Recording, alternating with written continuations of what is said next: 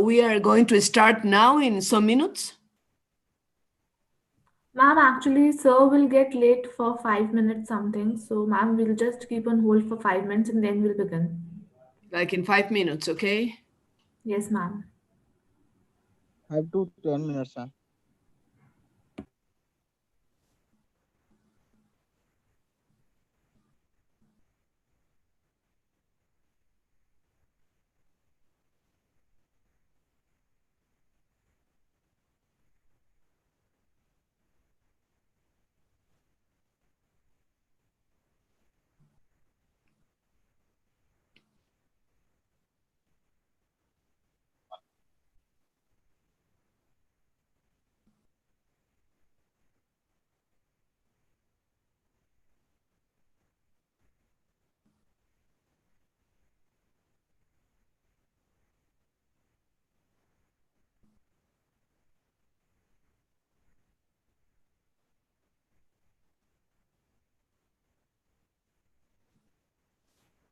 Hello?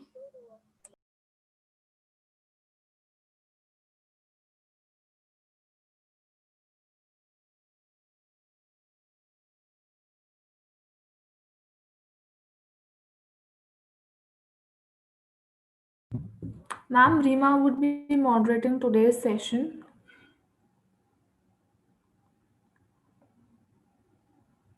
Excuse me? Miss Rima Hello, would be moderating today's session. She'll be the moderator for today's session. Okay. hello, ma'am. This is Reema. Hello, how are It's a you? pleasure to have you, ma'am. Thank you. It's a pleasure too. Now we are ready.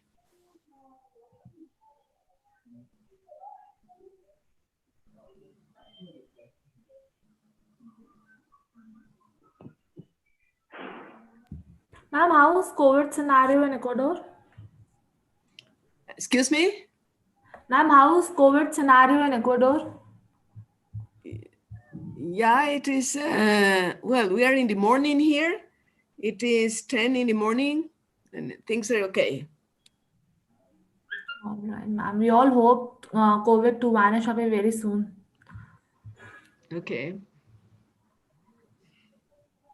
Well, we don't need to have this until we start, okay?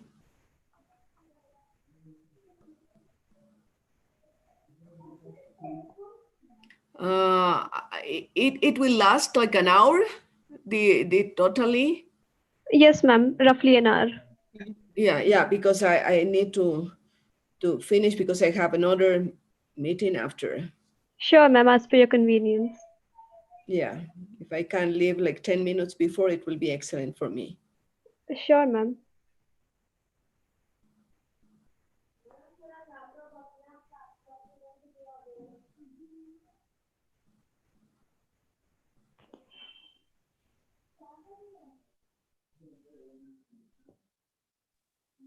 तो रीमा आप 8:50 पर खत्म कर दीजिएगा, तो ma'am 10 minutes पहले free हो जाए.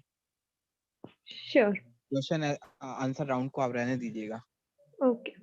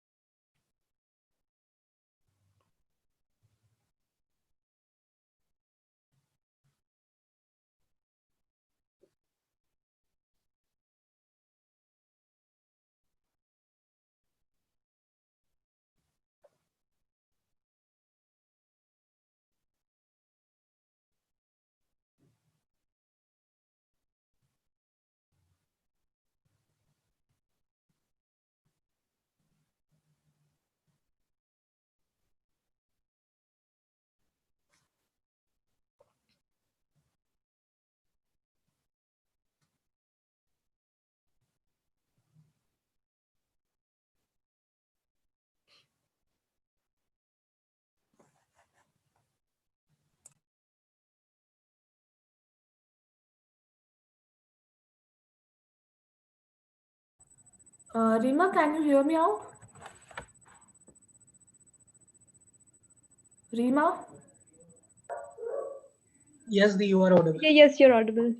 Yeah, so Rima will begin with the session now, and when sir comes, then you can introduce him as ma'am would get late by then, so right? Sure, sure. That's all right. So we'd be starting with the session now, and I would firstly like to introduce our very esteemed guest for the evening. That is Dr. Rosalia Arteaga Serrano. So, ma'am is the first president and the vice president of the Republic of Ecuador. Additionally, Mhm. she is currently the CEO of Fidel Foundation and also the president of the advisory council of the Co Co-Futuro Foundation. Additionally, she is the member of a lot of reputed institutions, one of them being the Royal Academy of European Doctors. Ma'am, it is a pleasure in true sense to have you here today. Thank you very much. We are starting now. Yes, ma'am, we are starting now. Yeah. Well, So, it is for me a pleasure to speak with you and to have this dialogue that is organized by young people. Really a pleasure. And from this distant place in the world, I'm in Ecuador, in the middle of the world. Equator line is that's the reason of the name of my country, and I'm happy to share some ideas with young people from India and probably from other parts of the world. great, ma'am. So, ma'am, as we know that we have another guest as well, Dr. Mr. Himanshu Sharma, but due to something unforeseen, he is not present here right now, but he shall join us shortly. So, today we are here to discuss the very riveting topic of youth and politics. So, firstly, ma'am, I would like to leave the floor open for you to pass an opinion on the topic. Okay, thank you. I was reading some of the questions that the organizers sent to me, and I will try to respond to answer some of these questions about the participation of young people in politics. We know that in many parts of the world, young people is protesting about situations that people is not comfortable, is not happy with what's happening in the diverse nations all around the world. We have some situations in Latin America, but also as we saw in the Arab countries and in different parts of the world. Then I certainly think, I am absolutely sure that young people can be like a power that is behind or in front of the change that the world needs. And for that, I think it's necessary that young people has to be prepared because it's not such an easy thing that to go to the streets or send messages by the social network and after that nothing happens, or it's a chaos. We don't believe that people want to live in a chaotic situation. Then the idea is what happens the day after the protest, the day after the people is on the streets. I remember that it happens a lot in Arab countries when it comes the Arab Spring, that it was very high manifestations and people on the streets, but after that, it was not a kind of an organization to take the lead and to take the positions after the situation happens. Then it's very important, the preparation. I'm a lot involved in education. I lead here in Ecuador an organization that is the Center for the Future. And we have a school for leaders, and we are convinced that we have to prepare the leaders for the future, the leaders that can change the situation. In most of our countries, we have a lot of asymmetries, people that have a lot of money, a lot of resources, and people that doesn't have anything to live. This asymmetry is like a kind of situation that provoke most of the reclamations, of the protests, and it is a justice because it is unbelievable that even now in this decade, in this century, we are experiencing the same problems that we have centuries ago. It seems that the world doesn't change too much. even if we have now a lot of instruments, a lot of tools that they are especially technology, science, innovation, and we are using now these tools to communicate, to be part of, to share opinions and ideas. The other thing that I want to share with you is the kind of revolution that the participation of women can mean. I remember one of the most famous writers of Latin America, Gabriel Garcia Marquez, the one that was translated to, I think, most of the languages of the world. He won the Nobel laureate. And he says one day that he thinks that the biggest revolution in nowadays is not the technology, is not the advance of the science. The biggest revolution is the participation of women in any field, not only in politics, and the change that it can introduce in the world. Of course, it's not a thing that came like in one day. It came little by little. The change has been done. I am one of the first female presidents in Latin America and the first in my country. And it was not easy for me. When a person opened the road, probably we have more problems, and but it facilitates the possibility of others to do the same or to surpass and go beyond. That's our goal, that's our inspiration. When I was president in 97, most of the people, especially men that were part of the parliament and also were part of the army. At that time, we didn't have any general of the army that was a woman, not even a colonel. It was some reserved place for men. Now things change. We have colonels, we have generals, and we have several women in parliament. In Ecuador, we have even a law that when there are elections, it has to be 50-50. 50% has to be men and 50% has to be women. And of course, it has to be in an alternative way. If you have a man that is leading a list, the second has to be a woman, the third a man, and that and in a sequence. And if a woman is leading, it has to be a man after. It is to avoid the possibility that women will be at the last of the row, at the end of the row. And I think we win that possibility when I was participating, for example, to be a councilwoman in the 80s, in the last century. Nobody think about the participation of women, not even the possibility to have a percent of 10 or 20% on the list. It was very different.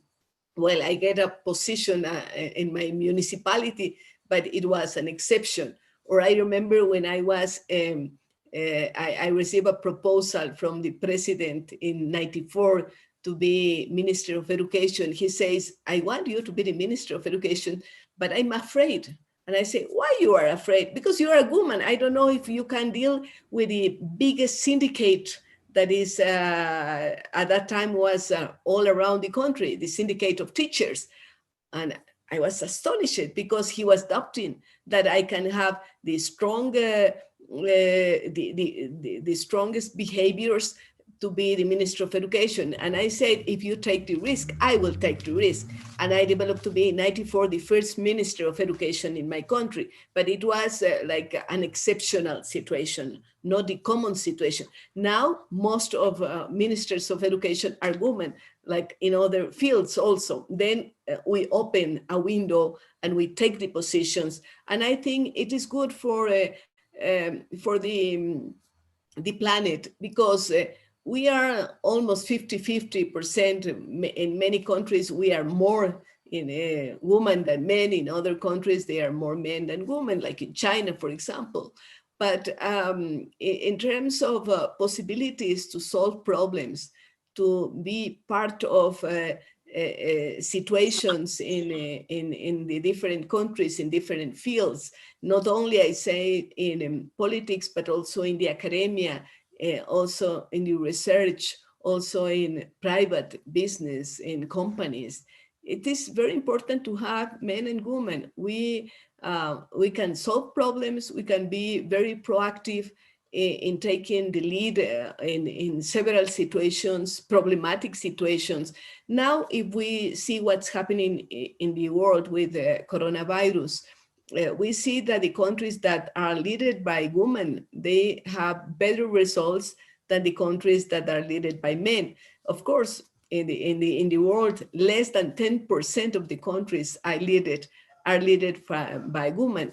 Recently, I think 2 days before, a woman take the position that the first female prime minister in Moldova, and it was excellent. But we have the cases of Germany or New Zealand, of Taiwan, or Iceland, or other countries where the women are the presidents or the first ministers, and they are doing and having best results than in other countries. Countries that are big like Germany, or countries like are small like Taiwan. But probably the approach and the possibility to do things in a simultaneous way, like many people say multitasking, the possibility to do many things at the same time, or several things at the same time, paying attention to the details. It is so important. But I want to encourage young people, men or women, to be part of politics, because we saw that even when it is the opportunity to participate, many young people are letting the things go through and don't be involved, don't participate. In Ecuador, since 2008, with the new constitution, we have the possibility to vote, to participate in elections like voters since they are 16 years old. In the past, it was only 18 you can vote, but now it's 16. And guess what? When you saw the statistics, only few voters between 16 to 18 are participating. Then they have the right, but they are not participating. Maybe because they feel that politics is something dirty, that politics is something that we don't believe in the possibility to go forward and to get better times for people.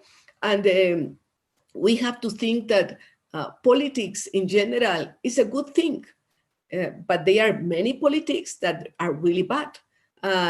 We have a big cancer against democracy that I think two cancers against democracy. One is the poverty, because people doesn't believe in the solutions that democracy can provide, because we have this tremendous situation of poverty.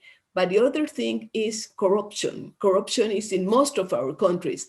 And some people think that being a politician, you can be involved in dirty situations, in situations that are not good. And that's the reason, probably because young people doesn't want to participate in politics, and also women. Then I think we have to change it. If it's in our hands, if young people can be involved in politics, can be candidates, can be participating, I think we can make the change.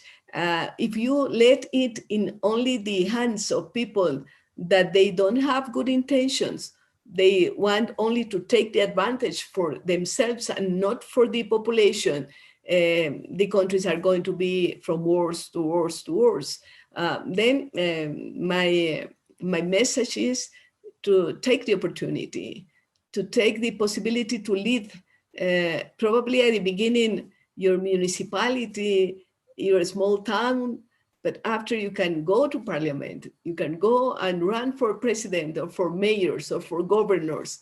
And if we have our soul clean, if we have our mind that is concerned about the common situations, the collective rights, the problematic of different minorities or groups or the population in general, we can make the difference.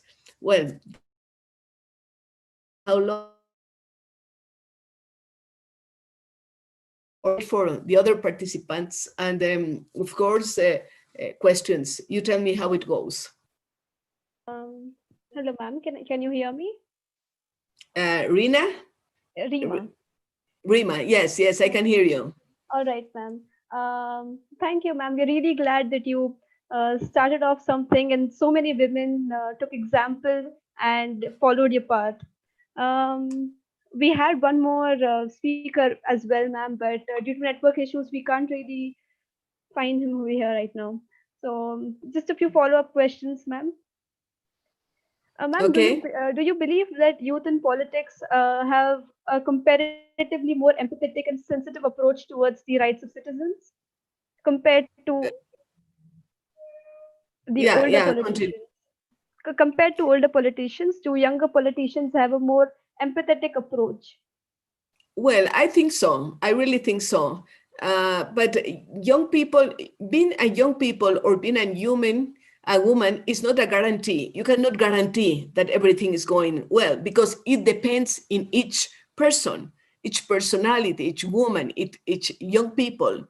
Because I saw in my own country that we had some leaders that are very young, but even they are involved in corruption. Then you cannot guarantee. That's the reason that it's so important to prepare young people and prepare not only in knowledge about how you can behave in terms of decisions you must take or laws that you have to build, but you have to have a good support of ethics. Ethics is so important. Values is so important.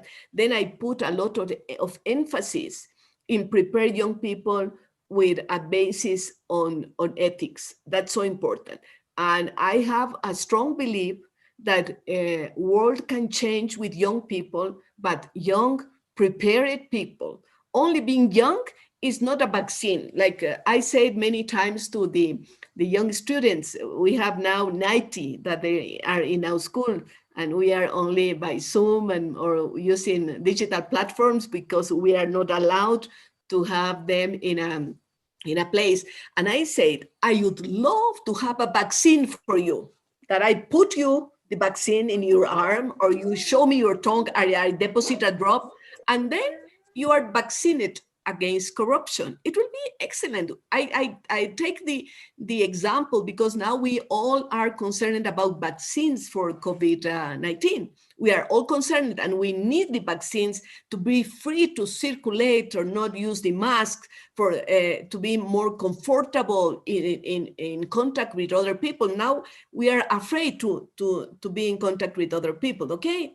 Then it's so important that the vaccine, that we don't have the vaccine, the only vaccine are values. Then we have to think about the old values because they don't have age, I think. For example, you don't have to take the money of others. Not a single people, not the community, not the budget of the state. That's a value. It's an old value. Okay, it's old. In our indigenous world, because in Latin America, before the Europeans came here to conquer our continent, when Christopher Columbus discovered America, North America, Central America, South America, he arrived first to Central America, to some islands. When they came, there were a lot of tribes, of groups, lots, more than hundreds of people.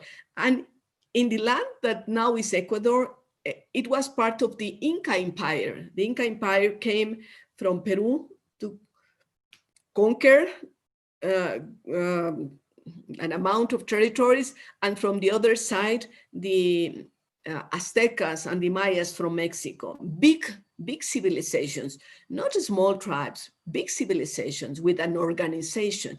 And they said they have some indigenous saying about the rights, and they say, don't kill the other. And it's not only physical killing, but you can kill the people with your thoughts or what you say. Like in terms of social network, you can make bullying, you can destroy the reputation of other people. It's a kind of killing. Not only that you have a weapon in your hand and you kill the other, you can kill the other with your tongue or with what you write or a WhatsApp that you send that is a lie. The other thing that say the old indigenous people is don't lie. Don't lie, not don't kill, don't lie. Don't take what's part of the other's patrimonium, okay? And it's in the most of the big religions. It's in the big religions, it's in the old laws, and it's very actual now. And you have, of course, to adapt to the new circumstances, because if we are, we have the development of science and technology, we have the internet crimes, for example, that in the past it doesn't happen because we didn't have internet. But it's the same that if it was not an internet and you did it personally, you go to rob, to steal a bank physically. Now you can do it taken from the accounts of the others by internet, but it's the same kind of crime, and you must have a penalty. Okay, then I'm sure that young people can make the difference, but young people prepare it like you are doing now. You are preparing yourselves and talking about rights, about obligations, because you have a right, you have an obligation. It comes in parallel, rights and obligations and duties. You have all the time. If you can do that, you are not allowed to do other thing. We have to because if no, we are living in the forest place where the big animals destroy the small animals. Then the law, I'm a lawyer, the law came to organize it, to avoid that only the strongest can take the advantage, and we still take the things and take the life of the small ones, like it happens in the forest. Well, I don't know if you answered your question, Rima, but I try to. You did answer my question, ma'am, and your take on ethics and lives is something we should all look forward to and understand, because it is something very instrumental to democracy and to politics in general today, since it does have a very it is very indispensable to every citizen's right and life. And also, ma'am, do you believe that every politician must have a minimum educational qualification? Well, education or experience or both. Because sometimes I saw very well prepared that have degrees, PhDs, and they make a mess in the countries. It's not a guarantee. But of course, I feel that it's better to have a good education and to have some experience, for example, for lead a country. It's not to improvise and someone that doesn't have any experience go directly to be the president of a country, of a prime minister. It's good to have and to have like a career. Of course, it has to be a good career, because I saw other questions about it that was sent to me, and it says if someone have criminal situations before can be a candidate. I think it's not adequate, not adequate. Why? Of course, you can be a politician like Mandela or Gandhi in India, and were in jail, in prison, but it was like a political situation. It's so different. But if you have problems with justice because you take the money when you was a council person, okay, in your city, in your municipality, and you have problems with justice, and then you decided to run for being member of the parliament, I think it's not a good idea, okay, to elect that kind of person, because that person has some antecedents that are really bad for administrate a budget, to administrate a city, to administrate a parliament. But of course, when there are some political situations, I thought an example of Mandela, for example, that he was in jail because he was fighting because of the apartheid in South Africa. And well, he was in jail. Then people can say, you have problems with justice, but what kind of problems? You must see that. That's true, because problems and crimes can both be very subjective. So that's true, ma'am. And a final question, ma'am. We see that parents and even social media at this point have a very, very instrumental role in influencing and designing the thought process of a child. So the ideas that one generation has it's very likely that will pass on to the next generation. Then how do you think politics, and specifically youth in politics, can bring about ideological change?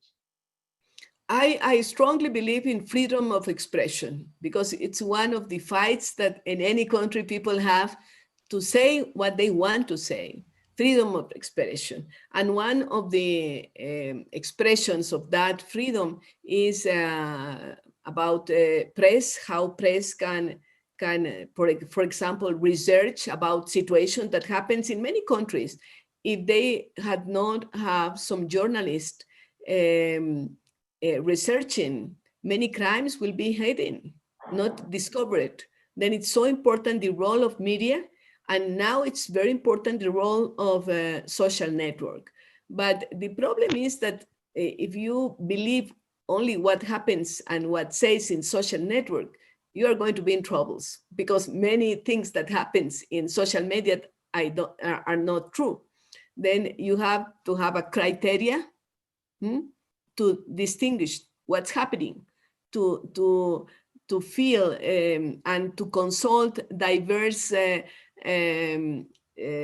opinions. For example, if you see something that comes to your WhatsApp, okay, and you say, "Oh my God, it is terrible. That person is a liar or that," and you believe exactly in that without consulting other sources of information, you maybe can make a mistake. Then the freedom of expression has to be controlled by values, by the role of other citizens and other means of communication. But I strongly believe in the freedom of expression. If you put me to choose about finding a law that is trying to control the media, on you put in the other hand total freedom for media, I say total freedom. Well, that's my thought. Maybe you don't agree, but I No, believe. I completely agree with this, ma'am, because freedom of press and freedom of expression is one of the most abused rights in this age and time. And so having politicians that believe that freedom in these two spheres is something very important is indeed a gem in this stage and time. And I would now like to thank you for your time, for taking out time for us and sharing your opinion. And that's it, ma'am. Thank you. We're going to end here. Thank you. Thank you very much. I think that probably other people is coming to have a dialogue with you, and I'm very happy to have this JSOL dialogue, been part of this, and thank you for the invitation. And I will be maybe another time sharing with you some ideas. Yes, ma'am. We were supposed to have one more guest, but due to network issues, the person is unable to join us. Yeah, they didn't came. Okay, I'm sorry for that, but I have to leave also because I have other meetings with in other parts of the world, sitting here, because Well, that's great. that is the wonderful opportunity that brings us the technology that I still sitting here, but I will have a meeting with Costa Rica and after with other countries and well, in my country also. But thank you very much. All the good things for you. Happy Diwali. I know that you had the festivity in these days, and I have several friends from India that say me Happy Diwali, and I say you Happy Diwali, the festivity of light, and I'm really happy to talk with you. Thank you very much, and bye-bye. I invite Mansi for vote of thanks. Thank you. Bye-bye. Thank you, Puran. Yes. Thank you so much, ma'am.